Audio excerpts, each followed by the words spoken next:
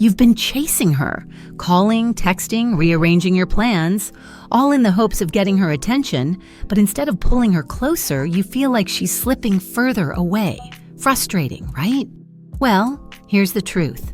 The harder you chase, the more she runs. But what if I told you that stopping, yes, stopping is the key to flipping the script entirely? When you stop running after her, everything changes. Trust me, you don't want to miss the part where I explain how her mind works when she starts chasing you instead. It's the twist most guys never see coming, and it's worth staying for. Oh, and here's something you'll want to look out for later. When she finally reaches out, there's one mistake most guys make that destroys all the progress they've made. I'll explain exactly how to avoid it in Chapter 5, so stick around. 1. Why chasing pushes her away. When you chase someone, it sets off a subtle, almost primal reaction. The harder you pursue, the less space there is for her to feel curious about you. In psychology, it's called the law of diminishing returns. The more someone gets of something, attention in this case, the less value they place on it. By constantly chasing her, you're giving her an abundance of your energy and focus. And what happens to things we have too much of? We stop appreciating them. This isn't about women being cold or ungrateful. It's about how humans are wired to value scarcity. Now let's flip it. Think of the people in your own life who give you space. Maybe it's a colleague, a friend, or even someone you dated before. The less accessible they are, the more their presence feels significant. That's what happens when you stop chasing her. Suddenly, the abundance disappears, and she starts to notice the absence. The idea of scarcity is just one piece of the puzzle. But what's really fascinating is how this psychology plays into the deeper dynamics of attraction. Let's talk about that next. 2. The pull of intrigue. Human beings are naturally curious. When something or someone feels predictable, our brains file it away as figured out. But when there's mystery, when there's uncertainty, the mind can't help but linger on it. This is why the hardest questions to get out of your head are the ones that don't have clear answers. The same principle applies to attraction. When you stop chasing her, you introduce uncertainty. Instead of you being the one who's predictable, always texting first, always available, you become the one she's wondering about. And here's the kicker. Intrigue isn't just about what you do, it's about the space you leave. When you stop filling the gaps with constant messages or attempts to connect, her mind naturally starts filling them in. Why hasn't he texted me? What's he doing? That space isn't just empty, it's magnetic. This isn't about playing games. It's about creating room for curiosity to grow. When she starts wondering about you, she's investing her own mental and emotional energy into the connection. That's what shifts the dynamic. Now that we've talked about the pull of intrigue, let's go deeper into the psychology behind this. There's one concept that explains why stepping back works so powerfully. It's rooted in how our brains are wired. 3. The scarcity effect. Scarcity isn't just a marketing trick. It's a deeply ingrained part of how our brains evaluate value. When something feels rare, it's automatically perceived as more important. It's why people camp outside for the latest phone release or obsess over limited edition sneakers. The same principle applies to relationships. When you stop chasing, you're no longer a constant presence in her life. You go from being always there to being someone she has to think about, someone she has to reach out to. And that shift is massive. It's not that she didn't value you before, it's that your constant availability dulled her ability to recognize it. Here's the fascinating part. The scarcity effect doesn't just make someone more interested in what's rare, it actually triggers a feeling of loss. When you step back, you're creating a sense of emotional scarcity, and the brain reacts to that as if it's missing something essential. This isn't about manipulation, it's about understanding the natural ebb and flow of connection.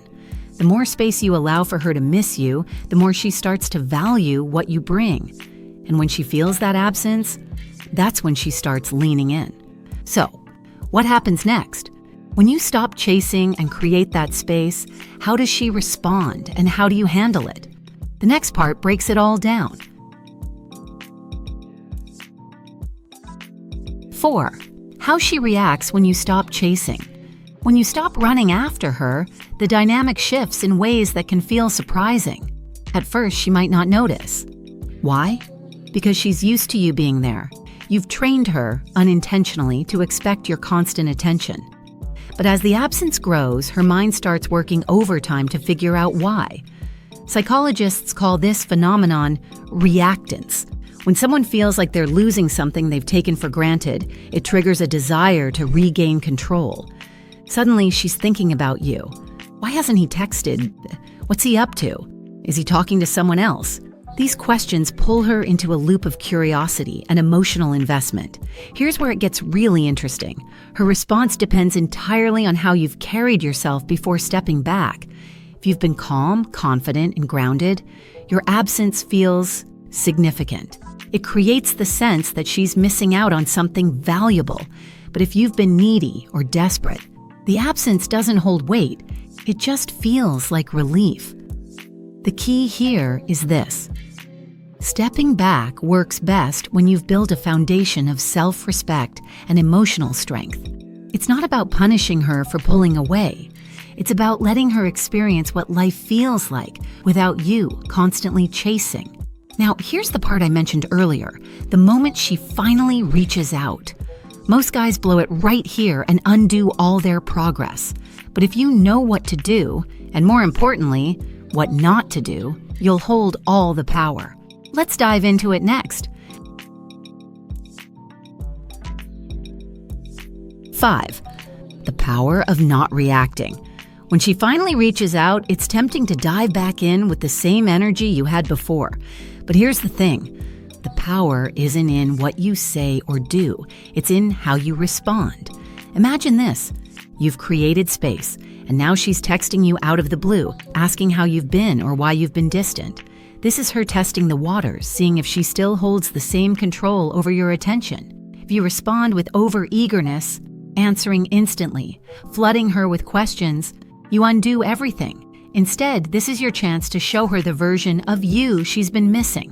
Keep your tone calm, your responses measured. Let her see that you're not the same guy she took for granted. This doesn't mean playing games or ignoring her. It means showing her that your world doesn't revolve around her. Here's where the psychology deepens. When you don't react emotionally, it creates a sense of stability and intrigue. She starts to wonder, what's changed about him? Why isn't he acting the way he used to? And that's what draws her closer. Staying grounded also allows you to assess her intentions. Is she reaching out because she truly values you, or is it just an attempt to regain control? By not reacting impulsively, you give yourself the clarity to see the difference. Now that you've mastered the art of staying grounded, it's time to talk about what happens next, how to rebuild the connection on stronger terms. 6. Rebuilding the connection without chasing. The next step is critical. You've stopped chasing, but how do you rebuild without slipping back into old patterns? This is where everything comes together. When the dynamics shift and she starts showing interest again, it's easy to fall back into the habit of over-investing. But here's the truth. Attraction thrives on balance, not extremes. Rebuilding the connection means keeping the same principles that created the shift in the first place. Instead of rushing back to where things left off, take things slowly. Let her meet you halfway. If she's texting you first, let the conversation flow naturally without overwhelming her with attention. If she's asking to meet up, agree, but don't rearrange your entire life to make it happen. Think of this stage as a dance. You're not chasing her, you're inviting her to step forward. And when she does, you meet her with calm confidence, not with neediness or overeagerness. This balance keeps her intrigued because it reinforces the idea that you're a man with his own life, priorities, and standards. And here's the best part. When she starts to invest in the connection, it builds a sense of mutual respect and interest, something chasing could never achieve. The real power here lies in consistency. Don't make her your sole focus. Keep working on your goals, spending time with friends, and living a life that fulfills you. When she sees that she's part of your world, not the center of it, her respect and attraction for you grow naturally. And remember this, The point of stepping back was never to manipulate her into wanting you. It was to regain your own sense of value and self-worth. That's what makes you truly magnetic. Not tricks, not games, but genuine confidence in who you are. So, where do you go from here? The key to lasting attraction isn't in what you say or do next. It's in who you become. And that's where the real transformation begins. If this hit home for you, let me know by tapping that like button and dropping a comment. I'd love to hear your thoughts. And if you're ready for more no-nonsense insights like this, make sure to subscribe. See you in the next video.